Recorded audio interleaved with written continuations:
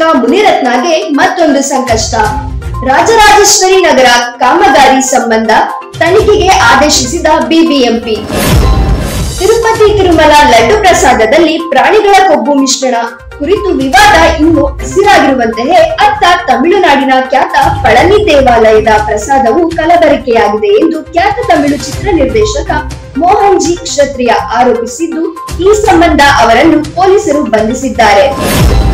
ಏಷ್ಯಾದ ಭವಿಷ್ಯದ ದೃಷ್ಟಿಕೋನದಲ್ಲಿ ಭಾರತ ಚೀನಾ ನಡುವಣ ಬಾಂಧವ್ಯವು ಅತಿ ಮುಖ್ಯವೆನಿಸಿದೆ. ಅಲ್ಲದೆ ಅದು ಏಷ್ಯಾದ ಭವಿಷ್ಯದ ಮೇಲೆ ಮಾತ್ರವಲ್ಲದೆ ಇಡೀ ಜಗತ್ತಿನ ಭವಿಷ್ಯದ ಮೇಲೂ ಪರಿಣಾಮ ಬೀರಲಿದೆ ಎಂದು ವಿದೇಶಾಂಗ ಸಚಿವ ಎಸ್ ಜೈಶಂಕರ್ ಅಭಿಪ್ರಾಯಪಟ್ಟಿದ್ದಾರೆ. ಉತ್ತರ ಪ್ರದೇಶದಲ್ಲಿ ಕಳಿಂಗ ಸರ್ಪವನ್ನು ಕೊಂದು ಮಗುವನ್ನು ರಕ್ಷಿಸಿದ ಪಿಟ್ಬುಲ್ ಶ್ವಾನ.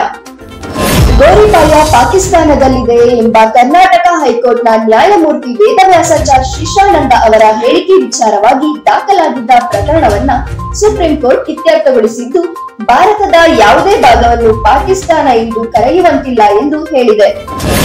ಸಾರ್ವಜನಿಕರ ದೂರುಗಳನ್ನು ಆಧರಿಸಿ ಸ್ವಯಂ ಪ್ರೇರಿತ ಪ್ರಕರಣಗಳನ್ನು ದಾಖಲಿಸಿಕೊಂಡು ತನಿಖೆಗೆ ತಂಡಗಳನ್ನು ರಚಿಸಲಾಗಿತ್ತು.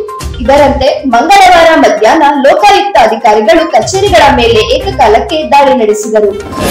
ರಷ್ಯಾ ದಾಳಿಯ ಹಿನ್ನೆಲೆಯಲ್ಲಿ ಎಚ್ಚೆತ್ತುಕೊಂಡಿರುವ ಯುಕ್ರೇನ್ 2025ನೇ ಸಾಲಿನಲ್ಲಿ ತನ್ನ ಬಜೆಟ್ನ ಶೇಕಡ 60ರಷ್ಟನ್ನು ರಕ್ಷಣಾ ಹಾಗೂ ಭದ್ರತಾ ವಲಯಕ್ಕೆ ಮೀಸಲಿಡಲು ನಿರ್ಧರಿಸಿದೆ. ನೈತಿಕತೆ ಹೊಣೆ ಹೊತ್ತು ರಾಜೀನಾಮೆ ನೀಡಿ ಸಿಎಂ ಸಿದ್ದರಾಮಯ್ಯಗೆ ಬಿಜೆಪಿ ಆಗ್ರಹ. ಮೂಡ ಹಗರಣ ಪ್ರಕರಣದ ರಿಟ್ ಅರ್ಜಿಯನ್ನು ಹೈಕೋರ್ಟ್ ವಜಾಗೊಳಿಸಿದ್ದು, ಮುಖ್ಯಮಂತ್ರಿ ಸಿದ್ದರಾಮಯ್ಯ ಅವರು ನೈತಿಕ ಹೊಣೆ ಹೊತ್ತು ತಮ್ಮ ಸ್ಥಾನಕ್ಕೆ ರಾಜೀನಾಮೆ ನೀಡಬೇಕೆಂದು ಬಿಜೆಪಿ ಮಂಗಳವಾರ ಆಗ್ರಹಿಸಿದೆ.